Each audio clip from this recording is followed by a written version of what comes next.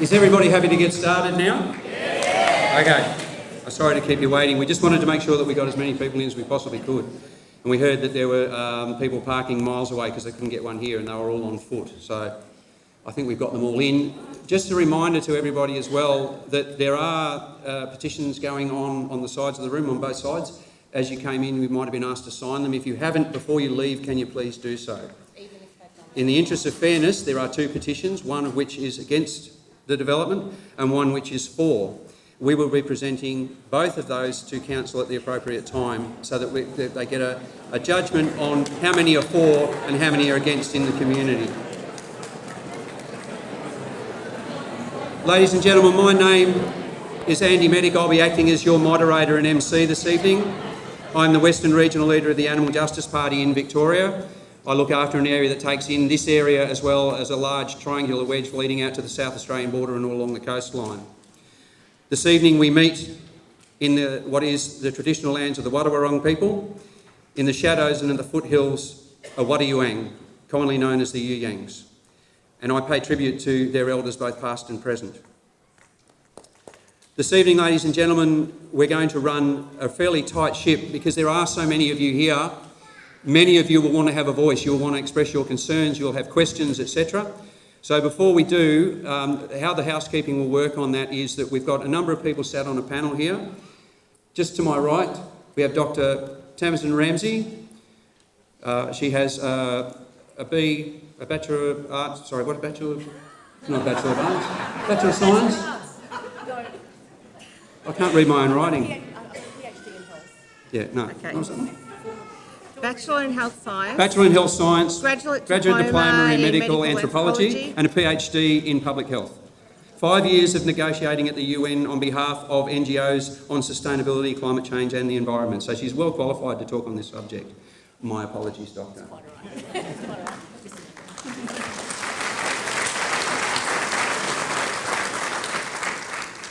Just to my right, we also have Gary Hall, who has worked tremendously hard on this particular subject and is an incredible researcher and has provided many of the facts that will go into the various the replies to you that come in this evening.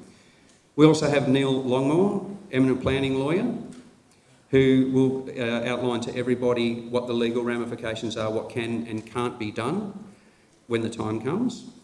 And we also have Bronwyn Baker, who has been the lady who has been largely responsible for putting all this together. She had a lot of help from you in the community, but this is ostensibly started by a Facebook post that Bronwyn put up and has just run with it from there. And she's done an incredible job in getting you all here this evening.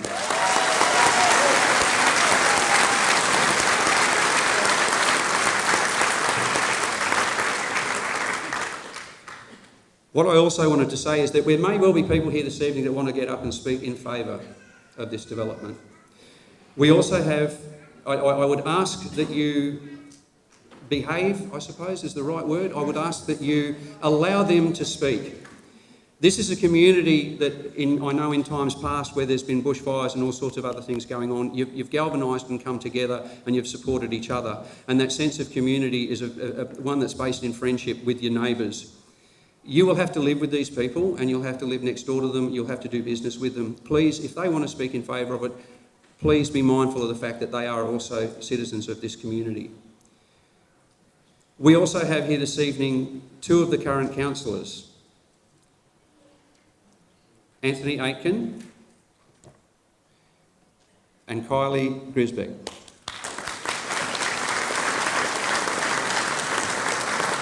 It's relevant to point out that they are in no way responsible for the approval of this development. No way at all. The previous administrators of the council have basically handballed a live stick of dynamite to these people and said, there you go, you deal with that. So if you want to apportion any blame, you can apportion it to 3 part-time administrators who receive salaries somewhere around about $400,000 a year. So what we will do now, if everybody's ready, is that we will have our first speaker get up, Dr. Tamsin Ramsey, and she will speak for around 3 to 5 minutes. At the end of that time, we will ask for between 3 and 5 questions from you that you might have pertaining to different facts that she will set out before you. We'll then do that with every speaker that we have. At the end of that time, Well, sorry, Bronwyn's going to go first. But at the end of that time, we will then have an opportunity for anyone who's here to put their point of view across. You may ask more questions if that's how you feel, or you can also just put your point of view across what you'd like to see. At the end of that time, when we feel that everyone's had their say or everyone's asked a relevant question, what we will do then is to ask you what you want to see happen next, where you feel this needs to go. Because this is not an action that is being driven by the party that I represent. We are here to support you. This is the Lara community taking its own action against what they see as an unfair and unjust development. Something that's been slid under their doorstep when they weren't looking. Okay, so this is for you. This is your action. We will help you and assist you in any way that we can. And I thank you all for turning out tonight. So I'd like to hand over to Bronwyn, if I may.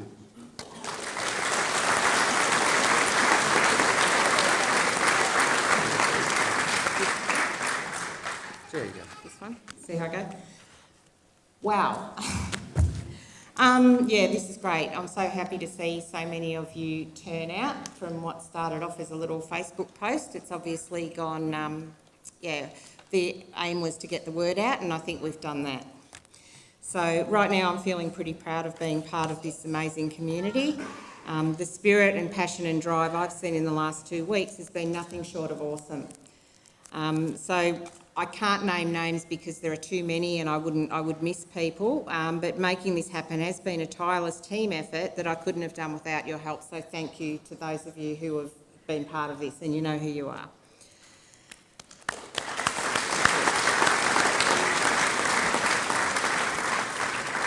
Another reminder with regard to Anthony and Kylie, who have kindly come along to hear our concerns tonight. They're here to answer any factual questions you have about processes, what happens, what they can and can't do. Please don't ask them for personal opinions, what they think should happen, how they feel about it, because they can't have those personal opinions. We run the risk, if we were to elicit any sort of opinion out of them, then they may not be able to vote on any proposal that comes into council. They can be locked out of the chambers. So please don't ask them how they feel, what they think. Stick to factual questions. And we're here to ask them to advocate for us on our opinions. Sorry, I got lost then. So a few words, how do I come to be here and what's brought me to this point where I seem to have fallen into the role of leading this campaign. Most of you know that I am a vegan and a member of the Animal Justice Party. So as such, when I first learned of a plan for an intensive factory farm such as this, my initial concern was for the welfare of the animals involved. 4,500 goats living in close confines in a colour-blind shed is far from a natural, happy life for a goat. So that was my initial objection to the proposal. However, the more I learned about what, and more specifically where, this so-called farm would actually be, the more I realised that animal welfare concerns aside, this is something that all of Lara needs to be concerned about on the basis of human issues and environmental concerns. In fact, to be honest, as I learnt more and more about what was actually being proposed, this is 2 years ago, or close to it, it became so ludicrous to think that it would go ahead that I actually got pretty complacent. Surely this would not be approved so close to a residential area. It won't happen. Who else was at the planning meeting? How was it? Did we get a fair say? No. Did they listen to us? No. Thank you. No, it was the biggest farce I've ever seen, and I'm sure when the decision, I call it the verdict, was handed down, I'm pretty sure everyone except maybe the administrators and Nuchev was pretty shell-shocked at what went down. So then there was the VCAT appeal. As you know, against both the decisions. There was the one here and the one at Moorabool. And I've had a couple of people say to me, well, where was Bronwyn Baker then? Where was she backing this appeal? Well, just to answer those people, I was going through my own marriage breakup. I'd moved out of the family home. I wasn't even living in Lara at the time. I was living in a unit in Grovedale trying to figure out how I was going to put back my life together. So with all that going on, I didn't have the energy and the focus that I have now. And once again, I was complacent. anyone could see that this proposal in this location was ridiculous. The people of Lara would get behind the VCAT appeal, they would speak up, they would fight, they would pool resources, and eventually common sense would prevail. So yeah, I was guilty of ignorance and complacency. Because when it came down to it, the people of Lara weren't there and sanity didn't prevail at all. It did with Moorabool, but what happened at Lara? Where were the people? So by now living back at home, in my own home and in Lara, I learnt that the Moorabool approval had been overturned at VCAT.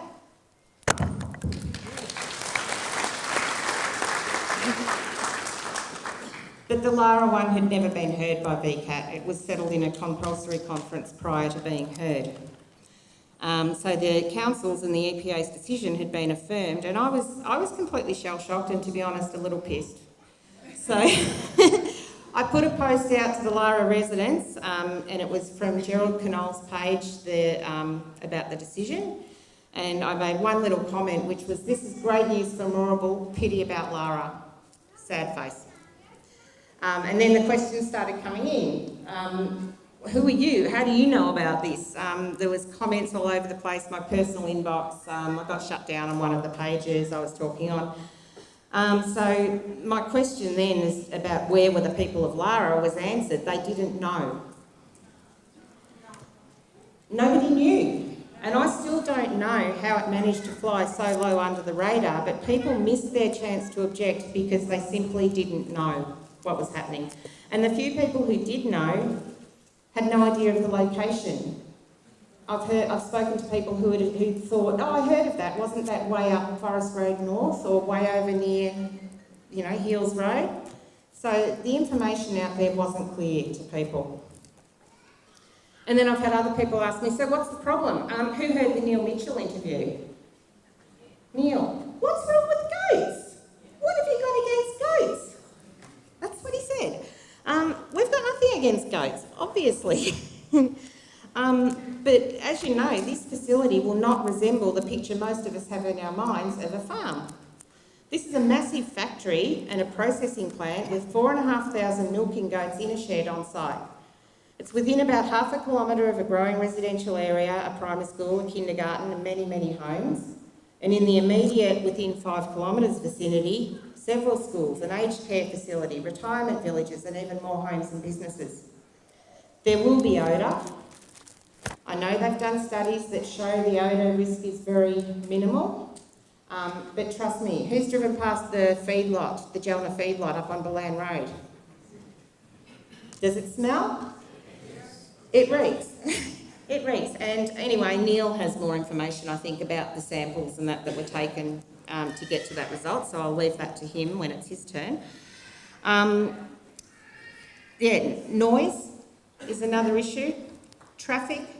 You've heard about the 30 or more B-double trucks in and out of the facility every day, plus 150 smaller trucks. And when I first heard that, I was a bit naive. I thought B-doubles were those things you see going up and down from the quarry with 2 trailers on them, because it was double. That made sense. But no, these are prime movers. These are massive things. Like, oh, God. Environmental issues, property values. What about our property values? What about the people that have bought in the surrounding estates and didn't know what was planned to go up next to them? How are they feeling now? Pretty shit. Yeah, I would say pretty shit.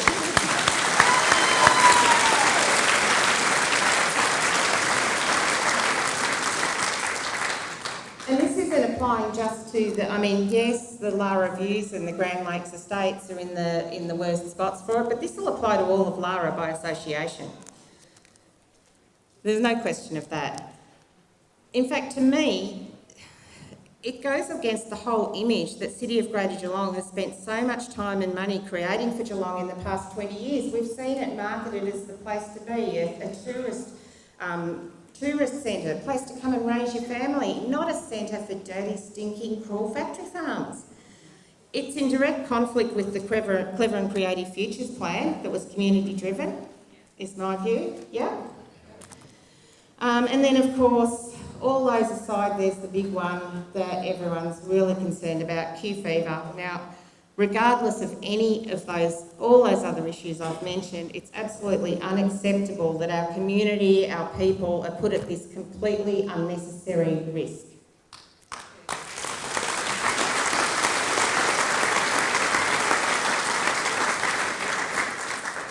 This is an infection that our most vulnerable people, our children, the elderly, cancer patients, otherwise immune compromised people are at the highest risk from and that can't be immunised against. And to be honest, why would any of us have to consider being immunised against something when the risk can be completely avoided in the first place? It should not be where it's proposed to be. And Q fever isn't the only health risk, and Dr. Ramsey will talk more about that when it's her turn. Q fever is the one we all know about, but there's other stuff. How big is this risk? I said, that's not my specialty, I don't know, but is any risk at all acceptable when it's completely avoidable? Other people have come to me and said, oh, can't other animals carry the Q fever bacteria as well? We can get it from kangaroos. Yes, they can, we know that. There's a lot we still don't know about Q fever, but one thing we do know, the biggest single risk factor for contracting it is to live within 5 kilometres of an infected dairy goat farm. 5 kilometres. Yet Nuchev and our temporary administrator-run council seem to think it was a good idea to build it down the road from a primary school and a residential area. There's no valid reason for this facility, if it has to exist at all, to exist close to homes, schools and businesses, other than the fact that it will cost Nuchev more to establish and in particular to operate it if they put it somewhere further out. That's the only reason. It all comes down to Nuchev's money. So I know many of you have done your own research and I'm hoping that some of you will speak up with your questions and your findings. We know an intensive assessment and study of Nuchev's management plan for Moorabool was undertaken over a 4-day trial at VCAT recently, a much more detailed and thorough analysis than was originally presented to City of Greater Geelong with the application. And the verdict after this proper, thorough and unbiased assessment was that the management plan was inadequate, the application permit approval was overturned. This is virtually the same risk management plan that applies to the Lara site, and yes, I know there are some tweaks in it since the VCAT conference, but basically it's the same risk. So to our council and to state government and to Nuchev, we're saying if it's not okay for Moorabool, it's not okay for Lara.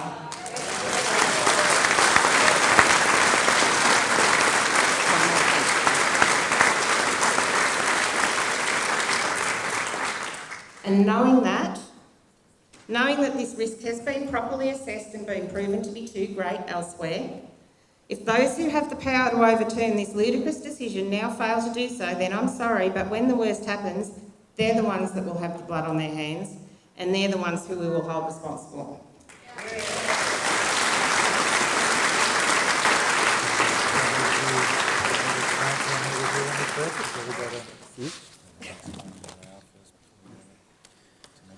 Thank you, Bron. It's worth pointing out that there are a couple of other people here this evening who I didn't cover originally, because I've seen a lot of Facebook posts on the community Facebook for this event who have said, well, where's our local MP? Where's John Aaron in all of this? I do understand that he had a prior engagement and couldn't be here this evening, but he has sent 2 representatives, Kayla and Erin. I apologise, I haven't been given your last names, but they are here to take notes and to report back to the Minister.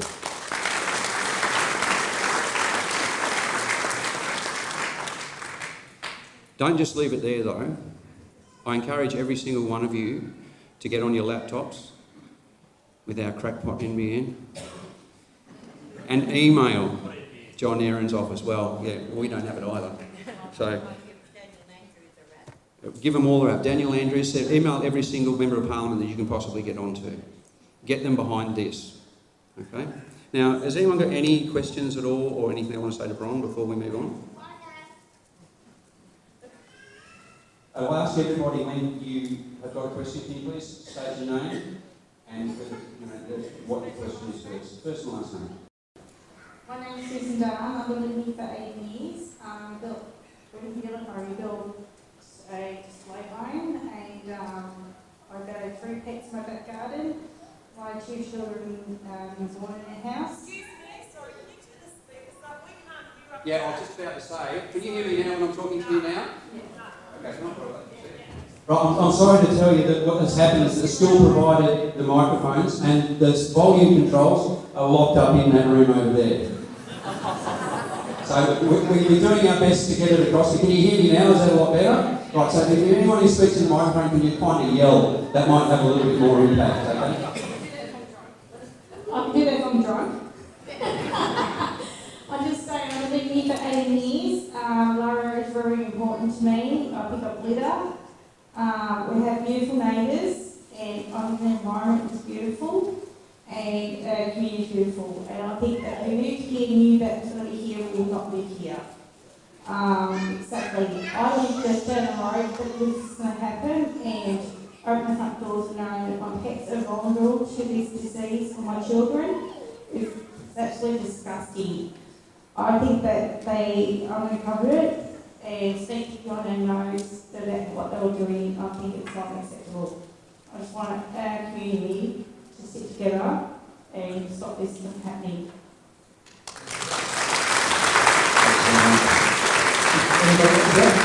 I just said this out to first, and as again, they've only given us the one mic too, so I'm sorry about that.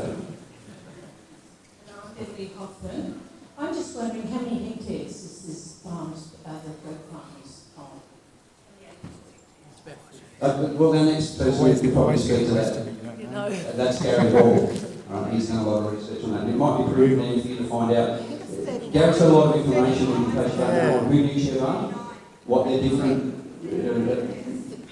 things like that. Yeah, Andy, 39 hectares. 39. Yep.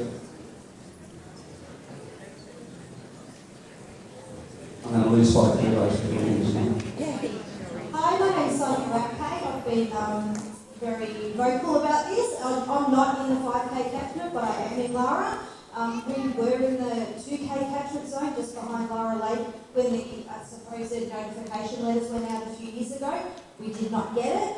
My point is, I've just heard a comment over here, people unaware where the Moorabool site is. It's on the Geelong Balan Road, just above Lovely Banks, where Cardinia College owns a parcel of land that they're going to be putting some of their students. So if it wasn't good enough to be near Cardinia College, why is it okay near Lara Lake Primary, and all the other kinders that are around here as well?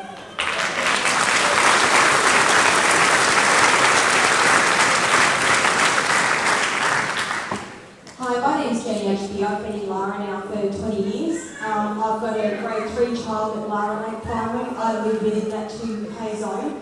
I'm just wondering, is there any way you can put all of the email addresses so that we can just group email these important people? If we flood them with emails, they're actually going to stand up and take notice. Yeah, I'll just have that point and say, Yeah, we can do that on the Facebook group. Yep, we can do that in the group. We've had a few bits and pieces about it. Sorry, this one's even worse than that one. Yeah, there's bits and pieces on there. It's just a matter of someone having the time and the expertise to collate it all together and put it in an easy format. But yeah, that's definitely on the agenda. Isn't it?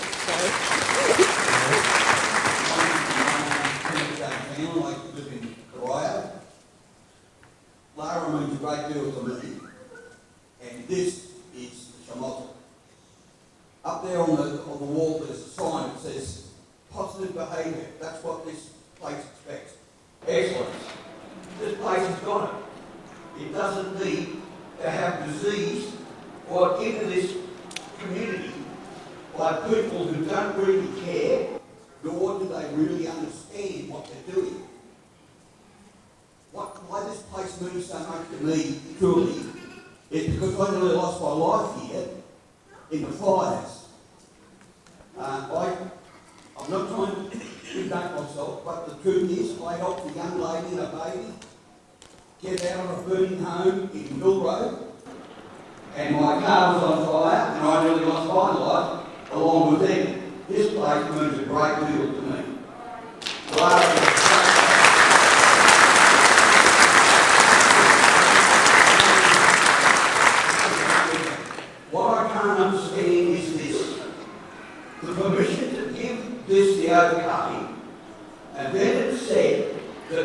cannot be turned over. It can easily be turned over. The same decision that made it possible can revoke it. Anyone who says it cannot is a liar. No putting it back. It's truth. It can be reversed. It can be revoked. There is no one here tonight from the council that is willing to take the flak. So everyone's got to really behave themselves and not say anything untoward. However, you've got two people here tonight that come from the council. Do you really think, and I'm not abusing these people, but do you really think that these people knew absolutely nothing about Can I can answer that. The people that are here now weren't even part of the council when this went through. They've only been newly elected last year. And they may or may not have known anything about it. Probably not. It seems nobody else did. But it's absolutely nothing to do with them. They're here to try and help us and advocate for us. Isn't it strange, though, that people who knew about it, Trish at St Helens, they're not on the council. Now, how did they find out about this in 2015? How was it known? Well, Nuchev apparently did something like 6,000 letterbox drops in Lara. Did anyone get their letter? No. See, Interesting. That's exactly the reason why I'm saying this. There wasn't any. What there was... It's like half the junk bar, we don't get any of it anyway. There's been no real talk to any of you. None. You've been thrown to the wall. When we get terrible hot laws and things in this place, the wind blows the soil all the way from the valley up all over Geelong. To imagine that a goat farm, not on your very doorstep, cannot not just ruin Lara, but ruin Geelong as well. We've got birds to put up with as well. You know, we've got that plus this. Give us a break.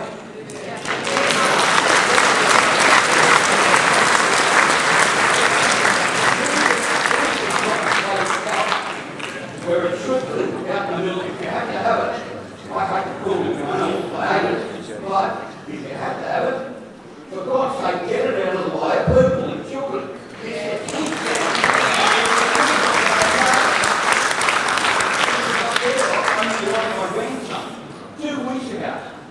Because of what they decided was something they couldn't decide. At the Geelong Hospital.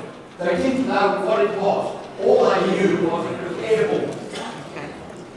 Sorry. I don't know.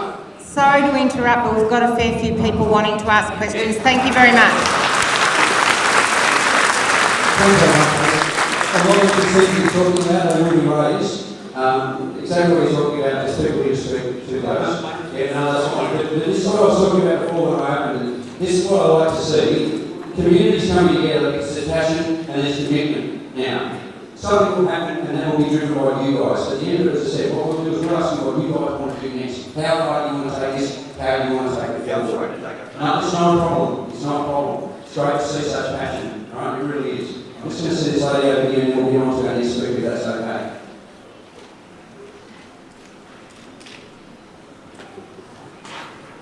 What a bike.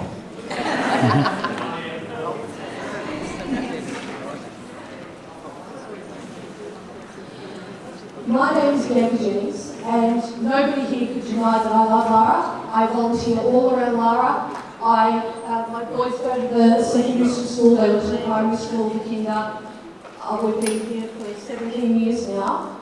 But I'd just like to urge everyone here not to inflate facts, not to get too excited, because we lose credibility if we make big claims that aren't researched. And everyone's getting emotional, and I understand that because people have emotions about this. But things like, someone told me it was 1 square metre per vote. Research has shown that it's 6. Even if that is something that can be proven, which lessens our credibility, can everybody try to stay to the facts so that we can present an argument to get rid of this farm that it cannot be refused? Okay.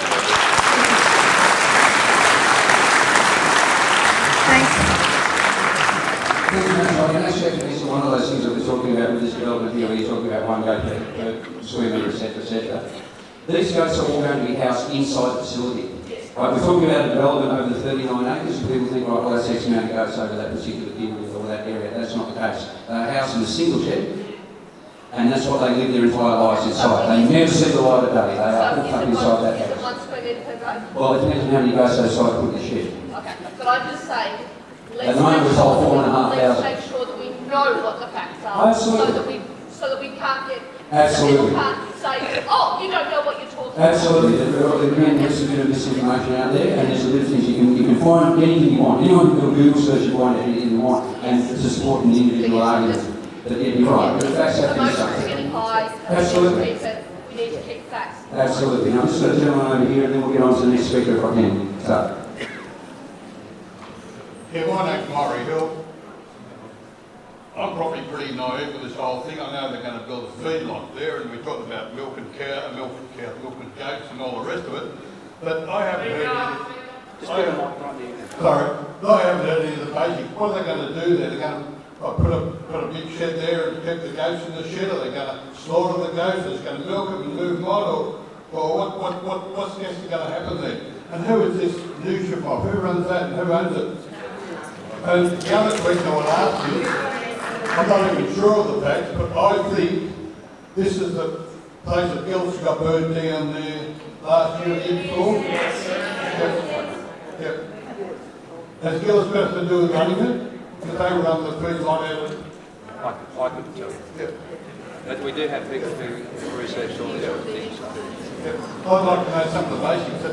Well, that's what Gary Hall will do. If we do that now, then... Yeah, absolutely. That's what we'll do right now. We'll just get Gary to give you, Gary Hall to get up now and give you an update and to give you some idea of these industrial, exactly who Nuchev are, what their plans are, how many goats, what the shed size is, what the development size is, what's going to happen with their product, etc., etc. So we do have to move on. Sorry, we'll come to you again later. Hi everyone. Firstly, I'm Bronwyn's right-hand man, so you probably... Sorry. I'm Bronwyn's right-hand man, so anything online, any kind of, I don't know, what do you call it? Keep it right. Any media stuff that you need doing or whatever, you'll be talking to me online if you do any of that. I'm going to explain who Nuchev are and who the CEOs are, what their plans are. Nuchev are actually... Well, Ben Dingle is the CEO and co-founder of Nuchev. But Speak up, mate. Speak really loudly into it. The mic right near your mouth. Ben Dingle is the co-founder of Nuchev. He actually is from New Zealand. He's already started, or they've already wound up a business over there. The business over there was Synlait Milk. They sold that company in 2013 for $400 million. In that 2013, they sold that to the Chinese. They moved out here and started up 2 extra companies. So Nuchev actually began in 2013. Ben Dingle started the product in New Zealand, A2 milk, which is basically a cow's milk that's been marketed to the kind of the baby formula industry, but not ideally. He sold that big company, come over here and is trying to make a new product called Ollie 6 Milk, I think it's called.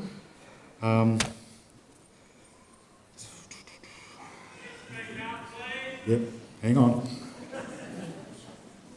Currently their product is sold in 300 chemists across Australia. They plan on saturating the market completely. They want their product in every single chemist in Australia. And then they're going to be moving offshore and they want to market it to the Chinese. The Chinese, if anyone doesn't know, is probably the biggest market of this on the planet. They stand to make billions of dollars. Yeah, that's exactly, mate. That's what you've got to do. In China, there's 75% of Chinese people don't breastfeed, so the market is massive. There's actually a worldwide World Health Agreement that's meant to go through most westernised countries. It's called Breast is Best, which is most governments are meant to promote natural breastfeeding. So in China, Chinese government have decided to ignore that. So the whole Chinese population is kind of don't breastfeed their children anymore. So every single goat milk manufacturer on the planet is pretty much looking at that country as a gold mine at the moment. So that's what Nuchev are up to here. So they're marketing Australian powdered milk to the Chinese market as this pure, clean, beautiful product. And they plan on being the most dominant force. They want to be the third largest dairy powdered company in the world. So, You're going to have to yell, Gary. Sorry, people can't hear. They can't hear. You're going to have to yell it out. I can yell it for you. I've got a big voice. In researching all these powdered milk companies, I've found that nearly every single one of them eventually sells to the Chinese. So, like the New Zealand company, they're well and truly sold out. It's funny that they're selling to the Chinese, but it is the Chinese market that the companies are focusing on, which is interesting. Burra Foods in Gippsland, which is probably the biggest powdered milk factory in Victoria. State government's doing an initiative with them at the moment for $24 million, and they're currently, in the next 3 months, they're already building infant formula blending canning facilities. So pretty much every industry is going nuts about this in Australia at the moment. Nuchev have 20,000 goats stashed away up at Mount Mercer, so they're ready to go. They announced 2 years ago that in 2018 these goats are going to be ready to be milked, so they're going to want to milk these goats somewhere pretty fast. So hence why we got onto this before they start building the facility. They acquired that herd from, I think it was southern Queensland or northern New South Wales. The original goats that were brought into the country, they've taken that strain of goat and bred it in their own little area up at Mount Mercer, and in their eyes they're trying to breed pure goats that are free from the Q fever virus. So they claim they haven't got a goat in the herd that has Q fever, so they also claim that they can't test on a goat at the moment because they haven't got one to test on, which we think is a bit of a lie. To my knowledge, there's no other powdered milk processing plant in Australia that has any stock on the same site, so there's no actual cow dairy that operates with cows grazing around the outside of the dairy. As far as an intensive goat farm goes, this will be the first one in Australia, so that's why we're a bit passionate. We want it to stop. So,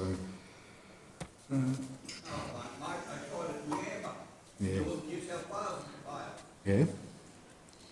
Do they have the goats on site as well? And they're a powdered milk processing plant? Yeah. My research is that there's no other place that actually has the processing plant and the milking facility and the breeding all in one place. Yeah. The figures around dairy or cow's milk as opposed to goat's milk, just to give you some idea of where the money's coming from. 35 cents I read for the price per litre of cow's milk versus $1.30 for a litre of goat's milk. So a big difference.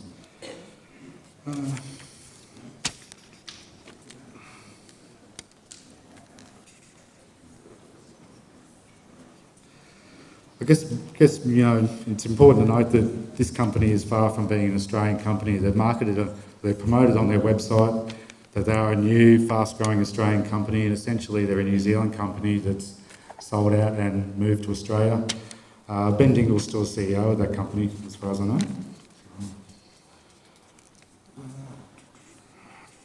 I guess in summing, they're really trying to expand they're trying to take the goat industry into this new area of housing them inside. There's other countries in the world that are doing this to goats. Goats have become, well, firstly, goats are the most consumed animal on the planet. So us Australians, Americans, we don't care much for goat, but for every other country in the world, goat's milk and goat's meat is number one. So the rest of the world are getting quite cruel against goats, and the countries that are running out of land, they're housing goats inside now and doing all sorts of things to try and get production up to produce them. So Nuchev are kind of bringing that evolution into Australia, which we don't need to be doing that to goats in this country. We've got plenty of room for them to graze in traditional ways. So they're really taking it that next step further. So I would say this place is an industrialised factory with goats. It's certainly no farm. I'd say that's probably enough for me. I just thought it's relevant to say as well that when Gary and other people start talking about facilities of this size, to my knowledge, this is the largest of its kind ever tried with that number of goats in such an intensive operation. Nuchev's modelling was based upon one of their New Zealand operations where they had around about 1,500, and so all of the figures that they presented to the EPA in their applications and all those sorts of things were based upon facilities that were way smaller. There's only one other in the world, I think, that comes really close to it, which is about 3,000 in the Netherlands, and so far they have contended with 22 individual outbreaks of Q fever. They have had over 3,000 residents affected, and they will be affected for the rest of their lives. And I think that sort of brings us to the point now where the main concern, if I read it right, is with Q fever in this community. Would that be a fair thing to be worried about?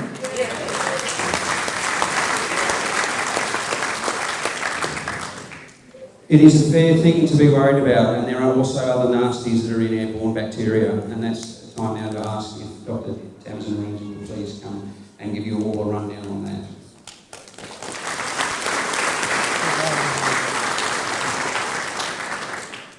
I will try and project. Is that okay, everyone? All right. Okay, I spent 5 years at the UN. The reason I came back is because where change happens is actually here in local communities. That's where it happens. So I'm really pleased and proud to be here. It's really hard. Yeah, no, it's good. So, in environmental circles and also in risk management, there's something called the precautionary principle. And the precautionary principle, and in some countries it's actually legislated, and in some international treaties it's actually law. Well, you might not have that. Oh, yeah, now you can hear me. The precautionary principle says if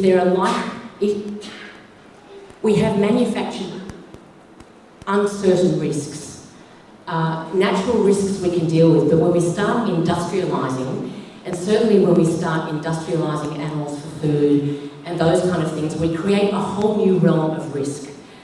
Other things like Chernobyl was a perfect example of something that we thought was safe and we just discovered was very unsafe.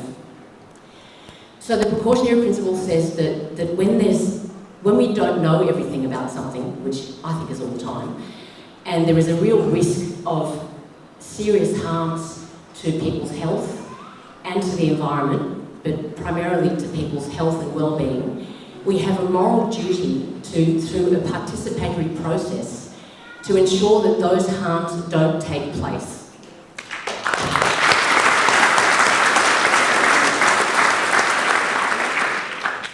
And this is that amazing participatory process.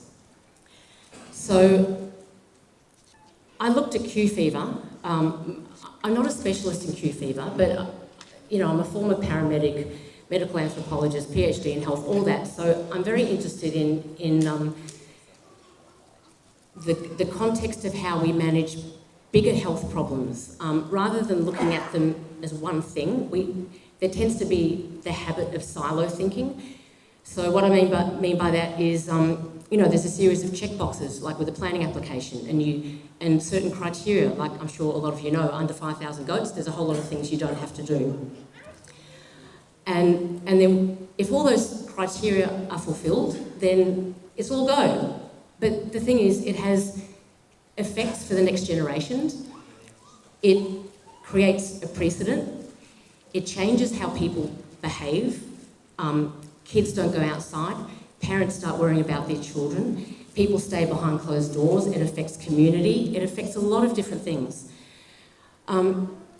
Q fever, I was amazed. I spent the weekend looking at Q fever. Of course, like everyone, I did a Google search just to see. There were 19,500 articles on Q fever in the last 12 months. I mean, it's huge. Then I went into the academic sites so I could see peer-reviewed articles and, properly researched articles about it. So, some of you may not know. I'll give you the nuts and bolts of Q fever. So Q fever is a Class B disease. It's it's caused by a particular bacteria called Coxiella burnetii, or C. burnetii. Now, a Class A disease, this is a classification the US government uses, a Class A disease, they won't let you in America, you're stopped at the border. A Class B disease is something that can be used for biological terrorism. It includes yellow fever, it includes plague, it includes Q fever. In the 1960s, the US government developed Q fever as a biological weapon. They didn't use it. In the 1970s, the USSR at the time, they developed it as a biological weapon. They didn't use it. Apparently in Iraq, Saddam Hussein's regime, they were developing it as well, but it never went ahead. Now, the reason it's so effective as a biological weapon is because it's highly infectious to humans. It's a particular kind of bacteria that's tiny, so it can get deep into the airways and it can get deep into any organs of the body. It takes between 1 and 10 organisms of C. burnetii to infect a human. Now, the placenta of a goat has 1 billion organisms in it. Okay, so they say they're going to put the placentas and when they kid the goats, which will be twice a year, which is a high risk time. They say they'll put the placentas in closed containers. Okay, that's great. Put them in trucks that are sealed, and so that'll all be fine. Now that presumes that all the people that work there don't have a bad day, remember everything they're supposed to do. And we know that human behaviour is haphazard because we're all humans and we know we're all haphazard.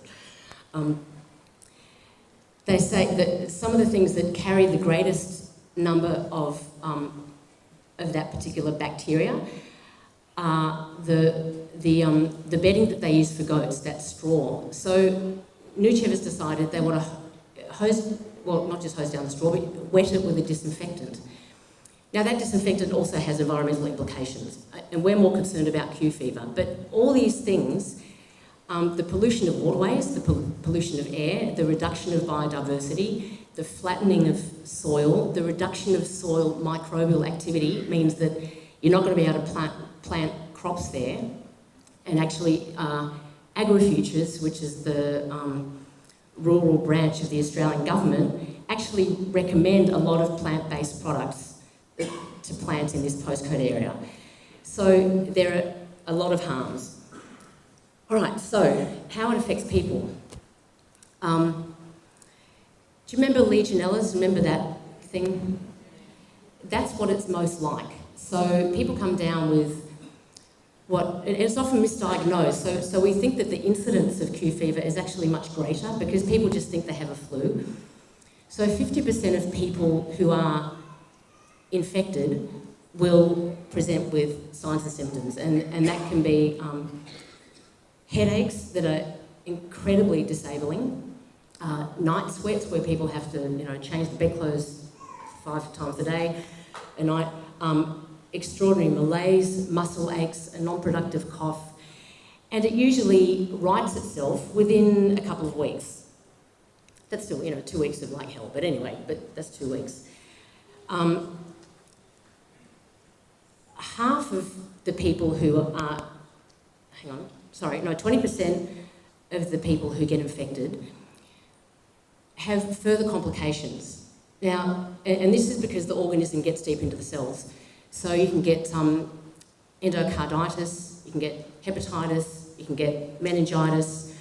There are 2 instances of abattoir workers, one in goat farms, one dairy, one meat. A 26-year-old guy had 2 open heart surgeries because one of the complications is an aortic valve problem. Another guy got, and this is a new area of research, we know about Q fever, but there's Q fever fatigue syndrome, which is very much like chronic fatigue syndrome. And there was a report on Landline by the ABC last year, and there was one guy that had it for 20 years. You can also not develop symptoms for between 5 to 10 years. So if people do develop Q fever or they develop Q fever fatigue syndrome, how are you going to get compensated for that? How are you going to prove in a court of law? And there have been court cases brought by people against animal farms for Q fever. Some are successful, some aren't. There was one that wasn't successful because he couldn't, he was diagnosed, it was kind of split. Half the doctors said yes, Q fever fatigue syndrome, half the doctors said no, it's just chronic fatigue because the research wasn't out. There is so much we don't know. One more thing, there was a recent outbreak in the last 2 years, and I'm sorry I can't off the top of my head remember where, but there was an outbreak of pneumonia near a goat farm, and they presumed it was Q fever. So they tested people to see if they seroconverted, which means, you know, like you show that you've been infected and you've got immunity, and no one had seroconverted to Q fever, meaning that it wasn't Q fever. So they don't know what caused it. So there was this outbreak of pneumonia, but they don't know why and they don't know what. So Q fever was discovered in 1935 at a slaughterhouse in Queensland. There might be other diseases we don't know about because we're creating this unnatural situation of an intense factory with animals in it. It's not a farm. It's outrageous. So, like, these are the risks, and this is why I just cannot see it going ahead. I mean, in a way, it's fantastic that we're here. In a way, it's outrageous that we're even here. It should just not go ahead. The risks are too great, the harms are too real, and we just don't know enough about it.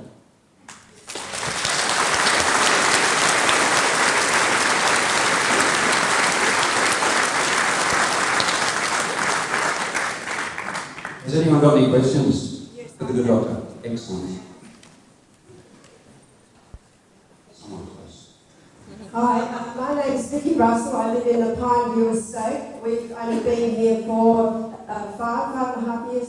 We came from Bendigo. We had friends who had a goat farm in Bendigo. They treated their goats with a great deal of respect. They were outside all the time. They were brought in at night for their own safety and protection from weather, etc. But those goats were on a farm, and they were milked by our friends, and they made cheese, they made products, they registered in their kitchen. But those goats were treated with respect, and all animals should be treated with respect. And I have a question. Could you tell me, please, has Nuchev actually purchased the land? Do they own it? And if they do, who did they purchase it from?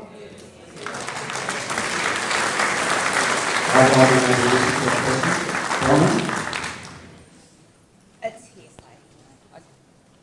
Contractually private, so we don't know. They purchased it. We don't. Yeah, no, we can't really comment on that. I think probably the people just don't actually know what the story is there. I've heard a couple of rumours going around, but rumours are hearsay, don't get anything done, facts will get this done. And it's the same. I've got rumours. One thing we can be sure of, just down the road, who else heard of Meredith goat cheese? Yep. Meredith had an epidemic of Q fever not too long ago. They had run what is called an intensive goat farm, and they were responsible for that, and it broke out into the community. Now, I believe under the law, I'm quoting the numbers here, but I believe that under the law you have to have 10,000 goats before you are legally obliged to develop an antidote or a serum for a vaccination against Q fever. That's what I believe, that's some of the research that I've seen. So what we're talking about here is initially 4,500, but we're talking, the numbers I've heard that Nuchev got planned over the time period, so 70,000 goats that they will move through that facility. I think Neil's got a point on that. Yep. So we'll get a few people from the audience here. Yep. And one of the other things I wanted to say is I wanted just to state that there's a lot of anger about it and a lot of passion about this, the Q fever thing, and rightly so. And when we come to the end of what I want you to do, I want you people to harness this feeling, this passion, right? That's what the community is about. I mean, it's easy to sort of sit here and hear all these things, these dry facts go through, and you have to sit there and cop that and think, what's going on? Well, let's talk about very shortly about what we're going to do, what you people are going to do to help get this done, okay? And I'm living in active lifestyle space in Lara. I've been here about 2 years. reason that's for people under the age of 50, how does it affect the elderly? And we don't get any lead drops or anything else like that into our state.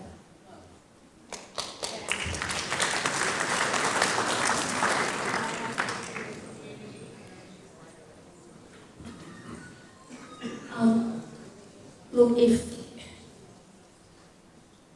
people are already vulnerable, they're much more likely to get Q fever, essentially. So the very old, the very young, the infirm, people who have maybe heart disease.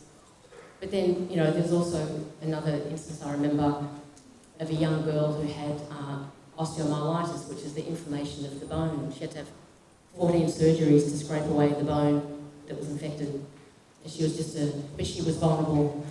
So everyone's vulnerable, but those who are vulnerable are more vulnerable to Q fever. Children under the age of 15 cannot be vaccinated. That's the point that you should bear in mind. Is any more questions for that? Yep.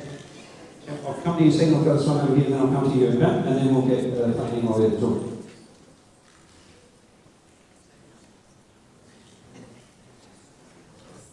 Hi, my name is Tracy Betson. I've been here for 15 years, and my question is this going to be a slaughterhouse as well as producing milk and I'm going to guess that they do that off-site.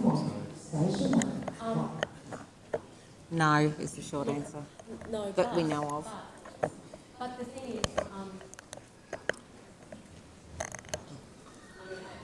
I can't speak specifically for this. However, I know that if they detect Q fever in goats, they're going to have to kill those goats, those pregnant goats. So in that sense, it may have a slaughtering session. I'd say they'd incinerate them out of town. They wouldn't bring them in. It's impossible for us to say that, because that's just speculation. Yeah. I'll come back to you, so this lady over here is next. I just wanted to say too that one of the things I've been reading about this is the mitigation measures. I've been told that in Nuchev's explanation they were talking about how this is to stop the odour and that sort of stuff, you know, open up the sides of the shed and have fans and that sort of stuff. That will blow all this stuff out and the prevailing winds will take it away.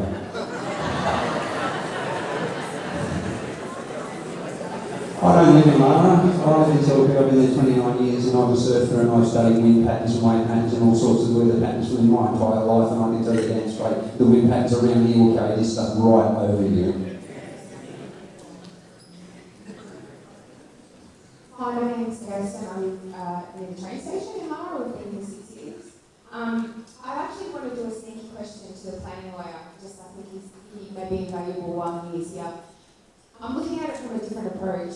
In terms of the administrative team, is there a legal way that we can look at the error on law in terms of the process that was held, in terms of the meetings? There's a few people here that have said that they will be there. So is there anything that we could potentially look at that way, rather than just, Q fever and all that, it's very important, but to look at a two-handed measure?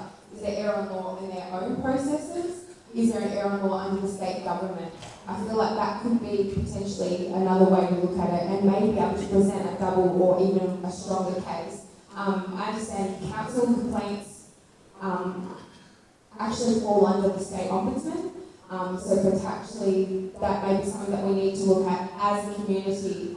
We've got the power of petition here, but then if we can state that there has been an error on law, there has been an error in judgment, and their own council rules and regulations, I feel like that would give us a really strong thing. But obviously the planning lawyer will be able to assist you with reading legislation and things like that. But yeah, that's my theory there that may actually slide us through.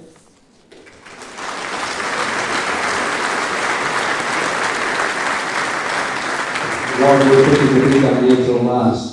Who's put their hand up? Someone up here yet? Michelle, I've got 3 questions, sorry, so I'll make it quick. So all the reports on the Q fever and the studies that have been done have not been done, has it not been done on such an intensive farm before? So they've just made the figures in a percentage as to now there's 4,100, so the percent of risk is the same for a lot of intensive farming. What's stopping them from getting bigger if they get a foothold? And who polices it if it does go ahead?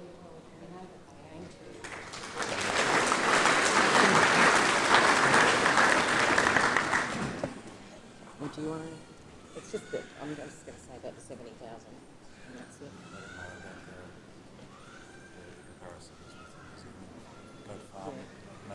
Okay.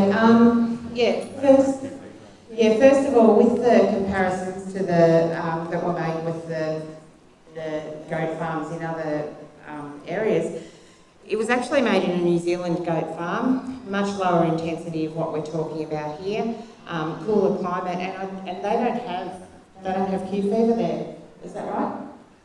Okay. In New Zealand, no, they don't have Q fever there at all, so it's not really relevant. But that's the studies that we used. And with regard to the expansion, we know that Nuchev's ultimate aim is to have 70,000 goats in the region. They've said that themselves. Yeah, boo.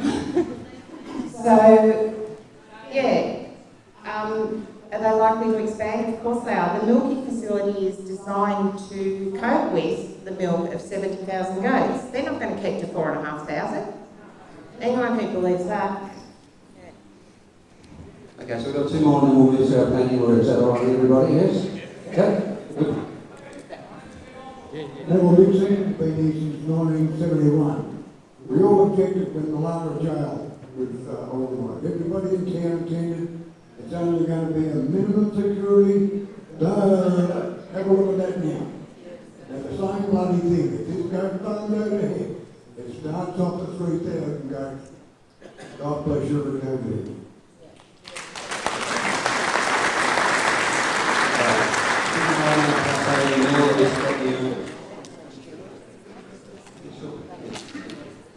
So this is Neil Longmore, planning lawyer, and I think that will go a long way to answering the question for the lady over there. Yep.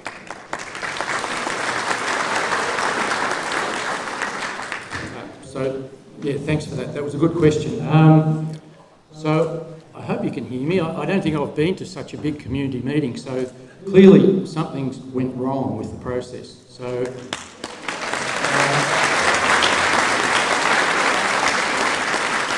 So my involvement goes back to about, I think, December 2016, or roughly around Christmas last year.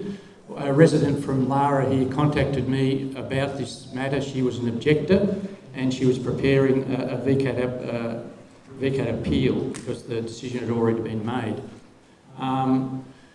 Unfortunately, she developed a serious heart condition just before the compulsory conference, and she had engaged me to turn up there, but I no longer had somebody to instruct me, so I didn't go.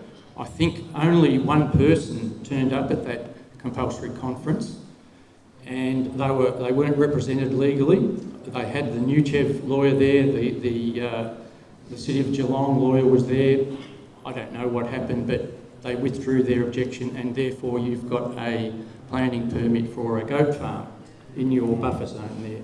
So I was then contacted by the Moorabool group of people, and they were a very well-organised group of farmers who did a very good job of organising their case and putting it all together. There were 13 days of hearing, a lot about Q fever, but other things as well. But you could see that through those 13 days, the tribunal always started looking nervous about where Q fever was being discussed, because basically it's not goat farming, intensive goat farming in Australia just isn't regulated yet. As various people have said, there is really no one who's kind of done it before. These really big sheds full of lots of animals, of course, have public health implications. It didn't take much research to prove that what had happened in Holland was once, I think there were economic changes in must have been in the milk market or something in Europe. The Dutch people started having more and more intense like dairy sheds with goats.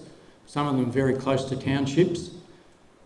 But this wasn't a lot of goats. Sometimes this is only 400 goats, but it seems, and people, the Dutch don't really understand how it happens. It's sort of something to do with the intensification of animals all being together, that you can get this organism, Coxiella burnetii, that seems to mutate, I guess. Strains of it can develop that then jump or blown on the wind. It's those very small particles that can carry on dust. They can go a long way and get affected.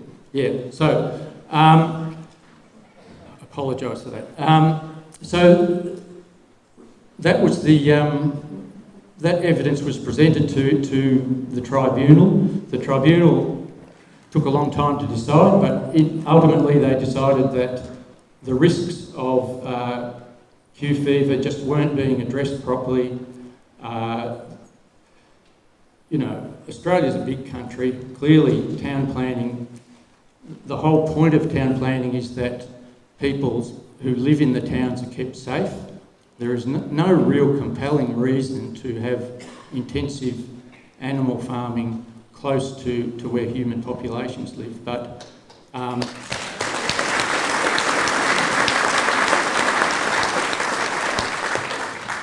somehow it came about. So what do we do? And just answering that question over there, and I might remind you that even the Moorabool decision was only about a month ago, and the Nuchev have about 28 days to appeal that if they chose to, or if they can find a reason to appeal it. So that's not yet known whether that will be appealed. It may be, but the fact is the Lara permit was granted, even though it was in very strange circumstances. So you'd face the fact that Nuchev have a lawful right to develop a goat farm there. So what do you do about that? Well,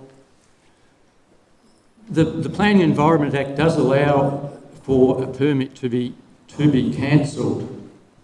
It can be cancelled under it doesn't happen very often that permits are cancelled in this situation, but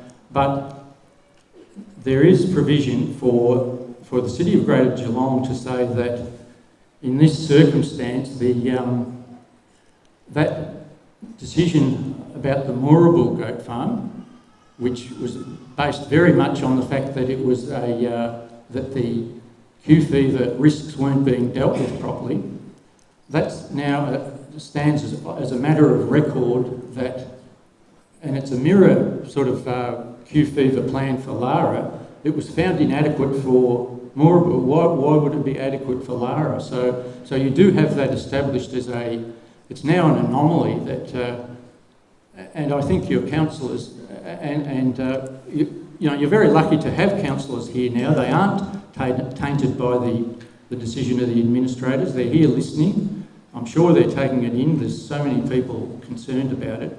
They need to take it to their planning department and to say, look, this isn't good enough. How can we guarantee that the Lara residents are going to be safe from Q fever when the Moorabool farmers, who, there weren't so many people out there, three VCAT members heard 13 days of evidence and decided that this just isn't safe.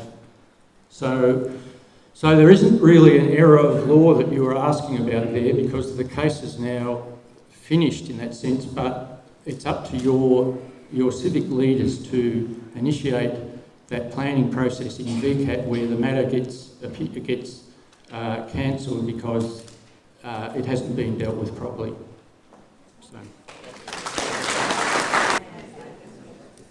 Thank you. Hi, my name is Nuchev Fraser. I'm an East Lakes in the Francis State. I feel like I'm one of the youngest arrivals in this town. I've only been here about 8 months. My question or comment is I was looking on the Greater City Geelong Council page, and I just have found a couple of statements that I really feel contradict what the council under administration have done, and I appreciate so much that our councillors are here today. And I just hope that, as suggested, if they do go back to the planning department, that they cover these 2 points. So this is from the Greater Geelong Planning Scheme. And it talks, first of all, section 13, environmental risks. Planning should adopt a best practice environmental management and risk management approach which aims to avoid or minimise environmental degradation and hazards. Planning should identify and manage the potential for the environment and environmental changes to impact upon the economic, environmental or social well-being of society. I do not understand how the administrators completed their due diligence in agreeing to this originally, which to me contradicts this document that seemed to be in existence in 2015.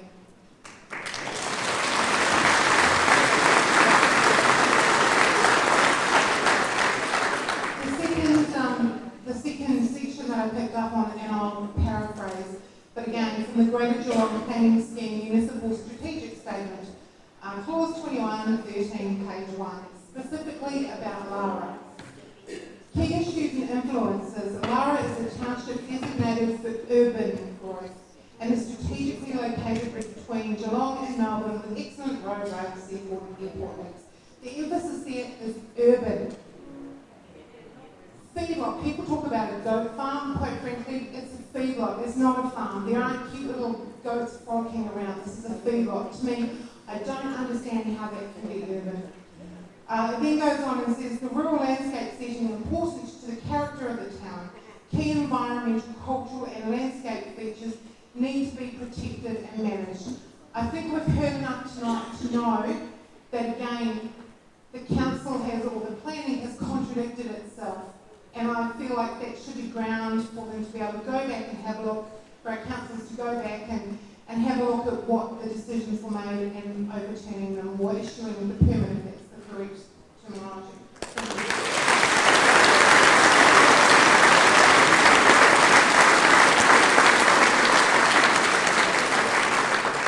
I really don't need this microphone, I've got a very loud voice. My name is Linda, I've only been here for 2 years renting, and actually it's going in and out. We're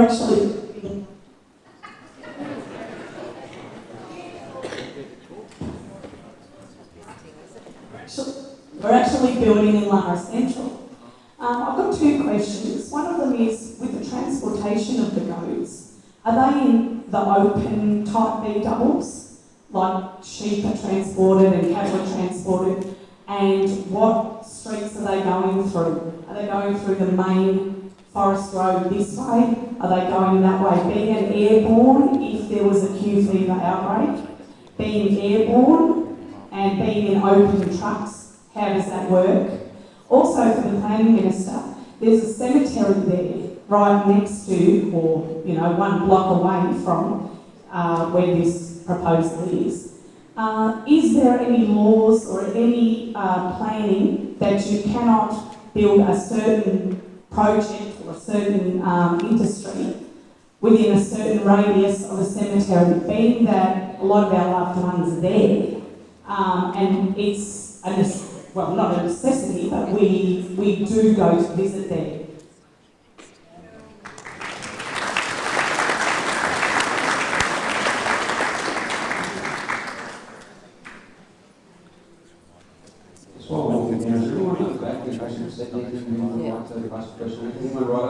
Yeah, sorry. I see you've got They haven't actually specified how the goats themselves will be transported, but it's tankers of milk in the B doubles. I think that's what we're talking about for the processing. Sonia Ratke, she's been pivotal in getting the word out. She organised all those letterbox drops and everything and made sure we covered all of Lara. So she's done an amazing job. She's also done an awful lot of research herself. She stepped in to answer a couple of these questions for us.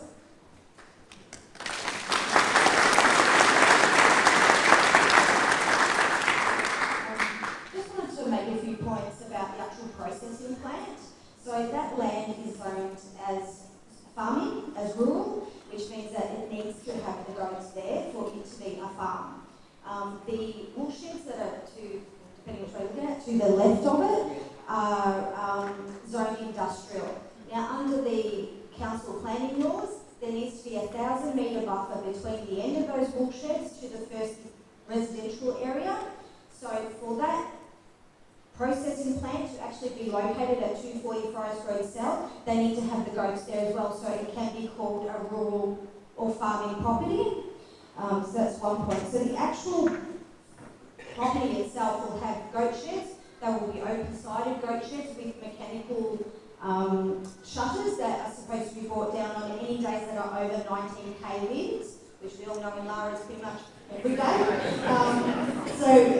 So basically the goats are going to be enclosed in a shed daily, which the sides will only be open when the winds are under 19k's. There will be a substantial manufacturing plant to make that milk into baby powder, baby formula powder. There will be a building made out of concrete, which will be 27 metres tall, so about 7-8 stories tall, and then 10 stories, there we go. And then there will also be an extraction fan stack. So that powder is actually quite fine. It gets airborne, so to keep the factory clean, make the products clean, they need to have all that airborne dust extracted out through that fan. That will be a 34-metre fan stack outside the building. There will also be milk silos, so that milk, which will be from that 4,500 goats, but also be trucked in, so the plan was the 14,000 out at the Lovely Banks rural site will be milked there. That milk will be trucked in on the Lovely Bee doubles down Hills Road into Forest Road South, then into the factory. But with rural not going ahead, there needs to be somewhere else that those goats will go. So they will be trucking in milk from other locations around Victoria to make that formula. This will be their primary location for actually making all of that formula, and most of it is for the Australian market at the moment, but it will be going obviously overseas as well. So I hope that sort of explains a bit about the actual operation. The factory will be fronting Forest Road South with 2 new road entries. The goat sheds will be on Broderick Road with 1 entry into the goat sheds from the road. Does that help?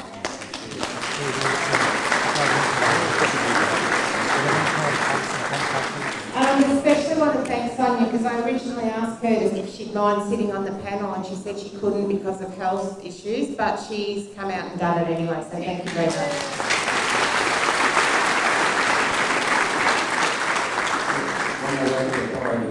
And then we'll start to wind up and get you guys at what can happen next, because it seems like there's something that can happen.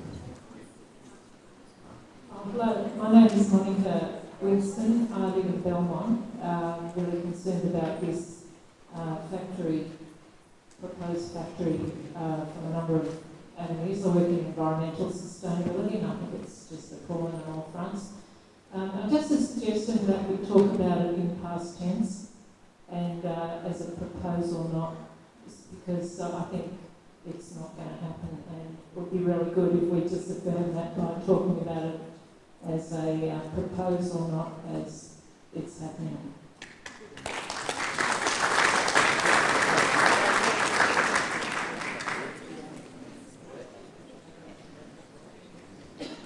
Okay, my name's Peter Louis. I've been in Lara for about 20 years with my family.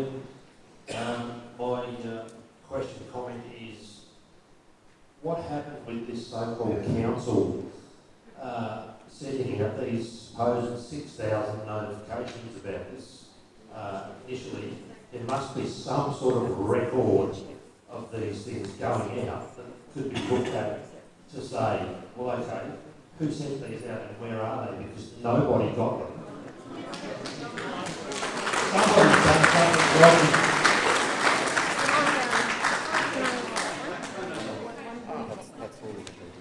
Yeah, I know.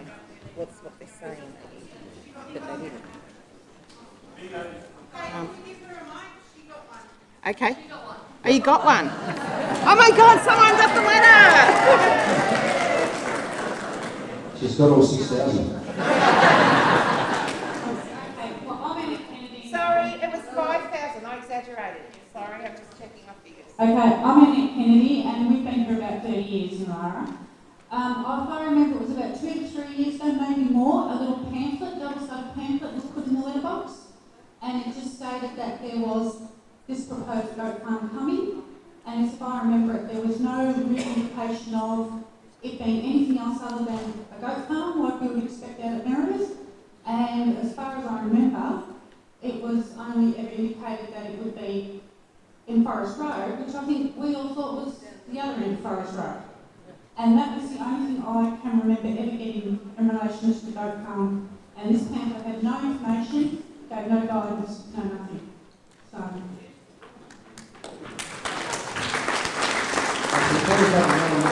If everyone's happy, yep, we can then talk about what happens next, because, as I say, from listening to our planning lawyer up there, it seems that there is actually something to be done.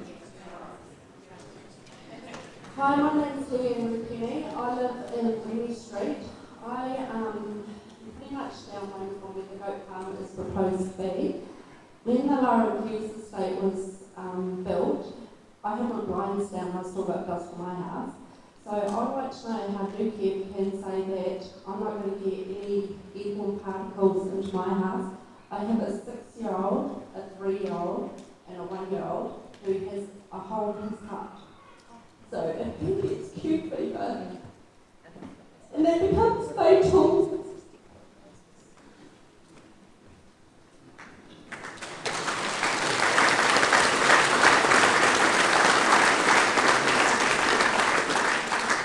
I think that really sums up the whole thing for me.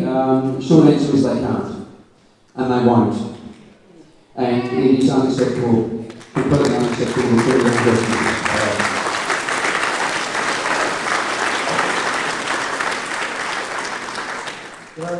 I'm Rob Young in Grand Lakes. I've got a question on the legalities and current state of the approved permit. Is it really approved? So I've had a read through the compulsory conference documents, and it seems to stipulate that a whole bunch of other conditions are required to be met and submitted, and that's since that approval, because it's that the VCAT appeal. So what avenues have we got?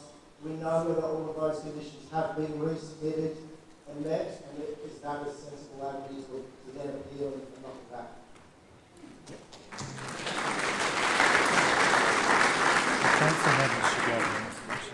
Neil, is that something that you can answer? Yes.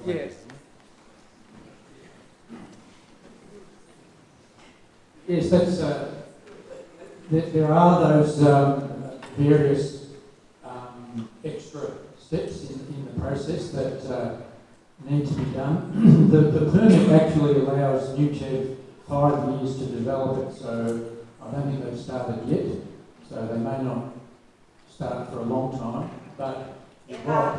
Yes, no, that's right. But, I mean, I'm talking legally, they are allowed to start at some point, but only once they've fulfilled those requirements, and one of those requirements is that this Q fever risk management plan, which is was rejected by VCAT in the Moorabool situation, which is a lot further away from residents. In relation to Lara, the City of Greater Geelong has to approve that plan and say that it's suitable for Lara. So how can they do that? They can't. No way.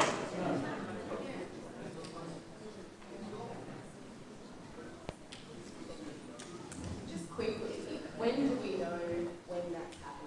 Essentially, so in terms of the timelines for these processes, how do we come across those connections?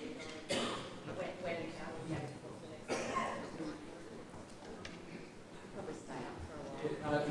There's sort of things that happen between the permit holder and the city, the planning department of the council. So if you want to find that out, you'll have to ask your councillors. That's the sort of information that you do have a right to it, but they won't necessarily volunteer to give it to them. Not really, because the objectors have all dropped away because VCAT granted a permit. It's now just between the permit holder and the council, how they and when they do those things. But it's genuine. Sorry, the question was when are these secondary consents, that's what they're called, the approvals of all these plans, when are they going to happen? And I was saying, I don't know, no one really knows A lot of that is driven by the permit holders' own agenda, and we don't know what that is. Sorry. Gentleman right up the back.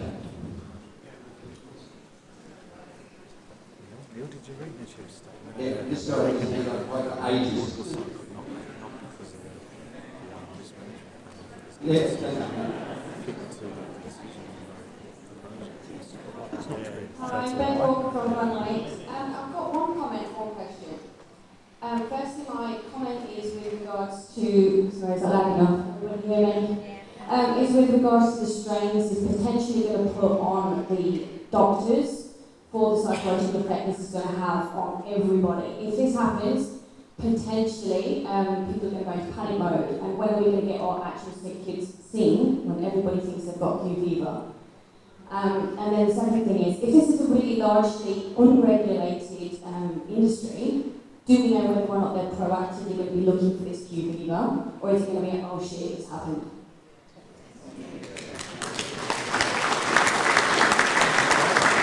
With what happened in America, that was obviously what happened. I would think that there's going to be pretty much the risk management plan, as has been pointed out, which was for Rural, was rejected by VCAT as being completely inadequate. And this is one of the relevant points, is that they believe that the same risk management plan that applied to Rural, which was found to be totally inadequate, is completely adequate for an urbanised area. This is one of the points that needs to be raised with council, and what seems patently obviously from what I'm hearing this evening from Neil in particular is that despite the fact what Kevin Walsh, who was the head planning officer of City Greater Geelong, put in the paper today in a letter that this is completely out of council's hand, there's nothing they can do. He's simply towing the council line from within the department. This is not the councillors, this is within the planning department. And it seems patently obvious that an appeal made through the councillors to bring this before Chambers and then to bring it before the planning department to get this changed, driven by you guys with the petitions and everything else, driven by them, that may well do the trick. Is that what you're hearing directly from you now? No? No. And then we'll get the question. Someone else can walk. I'm a bit closer to the back now, sorry. So, no, the process is that it is only council that can apply to VCAT, which is the tribunal that decides it. Only council can apply to VCAT to have this permit cancelled. There's no option for anyone else to do that. So the council itself can't cancel it, but VCAT can. So. Well, yeah, look, if you can demonstrate that you didn't get notice and you were somebody that should have got notice, yes, you could object. So if there are people around here who should have received notice and didn't.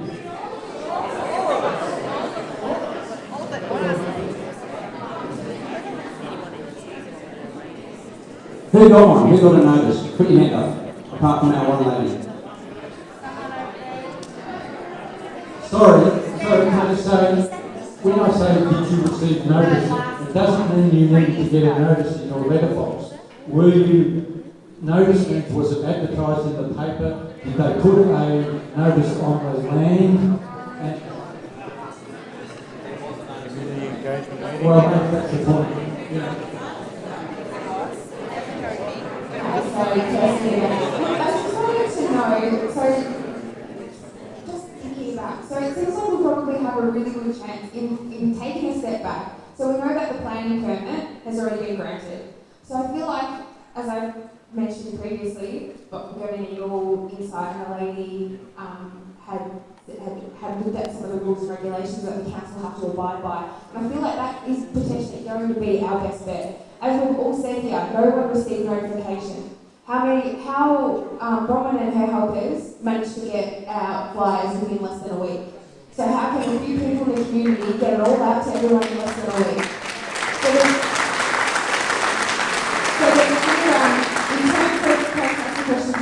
In terms of the administrators, it's my understanding that they're generally, because they have these high skills, they're lawyers, they have, it's the same as the CEO of a company, they're held at a higher standard than potentially just a normal councillor.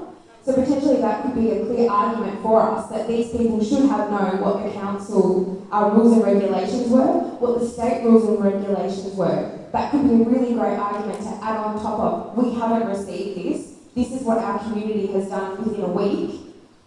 Where do you pick it up from? But I really feel like we need to go from the process. No one was aware, they didn't allow objectors to hear, they haven't got the notification out, they've done dodgy things like hide the steel signs. That's something we're kind of getting away from the issue. So we've got to go back to look at what initially happened back when they started hearing the objectors. I feel like if we focus on that, that could be a really strong thing, as well as the other things that are happening. Because we can't overturn this planning permit, only they can. So perhaps we need to go back and look at that.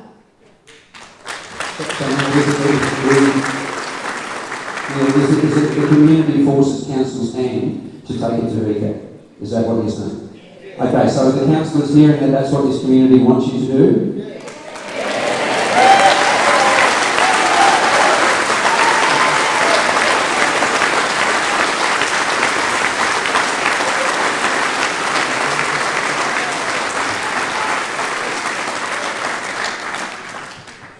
I will get to go to that in a moment. One of the councillors, Dolly, just wants to say something. So I'll get back to you in 2 seconds.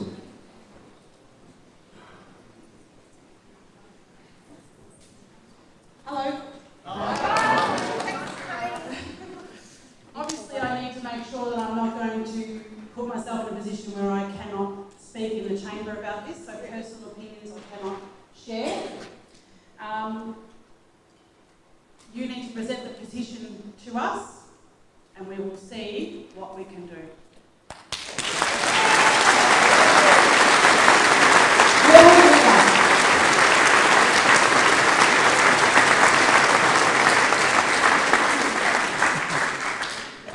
Step one. Right. And let's face it, ladies and gentlemen, that's really why we're here. We wanted to know what we're going to do about it, and that's so that this is it. We need to get the councillors to bring this back to VCAT. My name's Nigel Bird.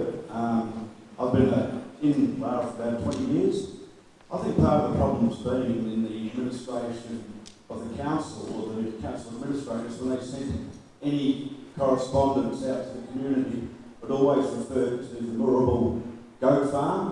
There was never any council correspondence about the Lara goat farm. So, in effect, I don't know whether it's just an oversight by the council administrators at the time, or what was going on, but because of this, we were actually, it didn't appear on our radar, because there was no correspondence coming out to say it was going to be located in Lara.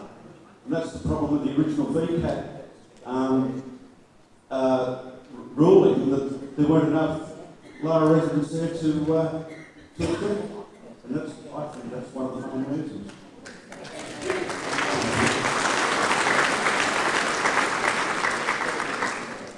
David Kimmel, 23 years in Lara. If all this goes ahead, this one in Luton's going to come down with me and blockade the place.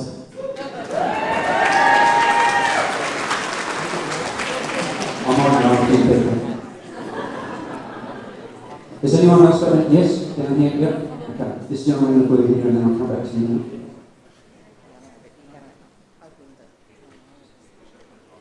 Yeah, hi, my name's Ben Kennedy. It seems as if... Speak up.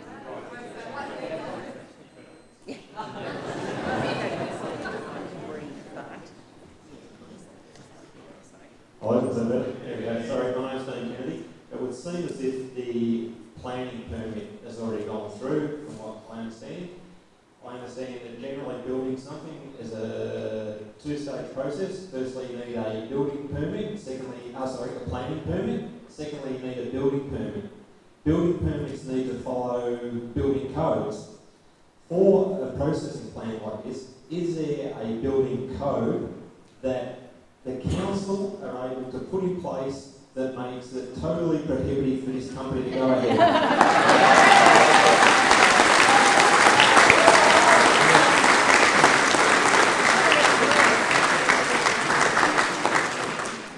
I don't think so. That'd be so nice, but yeah. I'm William Boyd. I'm a retired person living in Lara. What I've heard tonight is great ideas and suggestions about what we can do, but as Kylie said, she will see what she can do, and I respect that, and I believe you will. However, the man that's not here, John Aaron, he is the member for Lara District, I think it's called. What we all can do is to vote against him. This is the next election and we'll come on our own track. I am not a politician. I used to work in a refinery in Altona, but my wife and I are settling here. What I have learned through my life is that trying to get administrators to take responsibility, and especially politicians, is very difficult.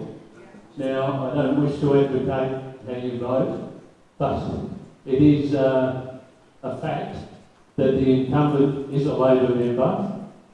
If people were to change their vote at this year's election, and you won't like this, but specifically to vote for the Liberal candidate, which is the best chance of making this seat, either turn it over or make it a marginal seat, which it hasn't been for a long time. Now, I understand your problems with that, but I'd like you to consider that idea, because especially if you voted Labor last time, you may be able to make a big difference, because you will take a vote away from John and put one in the other direction. Now, following that, sometime later, there will be council elections. And while the two councillors here, I don't know them, and I'm sure they will do their very best. But if this goes ahead, we're going to have to keep up the political campaign. And if there's any suggestion of expanding this farm, we should then remove those two councillors. And the whole idea of all this is to make their jobs unsafe. Is to say to them, if you don't represent us, and if you don't look after our community, you will be unemployed. Thank you.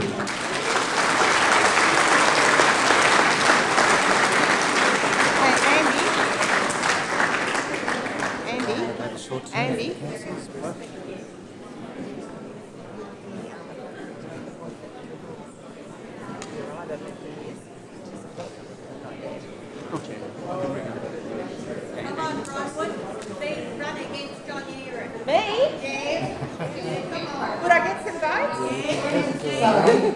Just a very quick practical question. There was reference before to those guidelines. I know I'm using the correct language. Thank you. Really great time. That could be really useful for us, but is that legally binding? Those clauses, etc., that set out these expectations for planning in Geelong. Do they have any language? Yeah, sorry. Okay, cool. So that could be really useful for us. I'll send them to Roman. Excellent. Thank you.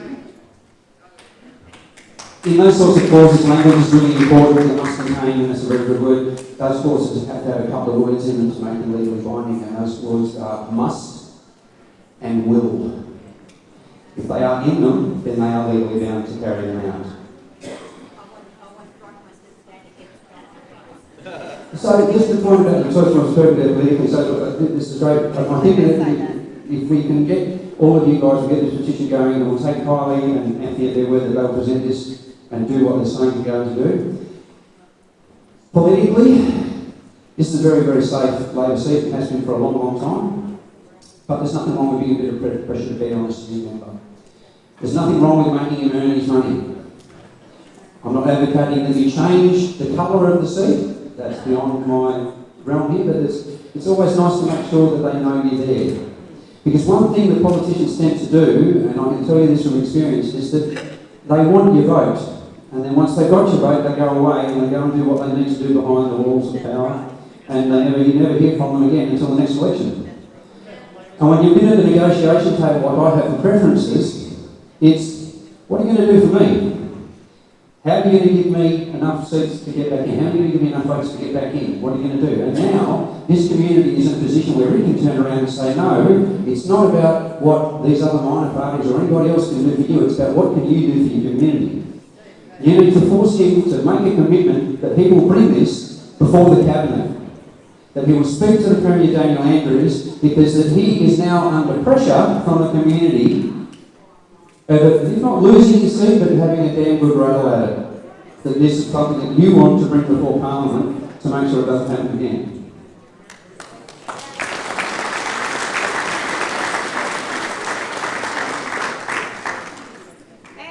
But the two representatives are arguing for John's own office of fairness, but we actually spoke to John because he wasn't able to attend tonight. And John has offered, if the delegation is actually established, representatives from the community, we will meet with those members of Friday. Well, there we are. Andy's got knowledge of it. So if you want to tell us, We have had confirmation from John's office that there will be a meeting on Friday morning with Bronwyn and myself, and if there's anybody else, we can't obviously keep too many people in there. It'll be a small office, but we don't want necessarily too many people. Maximum amount of 5 people. So if we have people who, if I think there's a couple of ladies that are talking about, if you would be willing to be able to go, and the lady over the back over there that was very knowledgeable, lady if you guys can come and see us afterwards, we would like to have you on that delegation.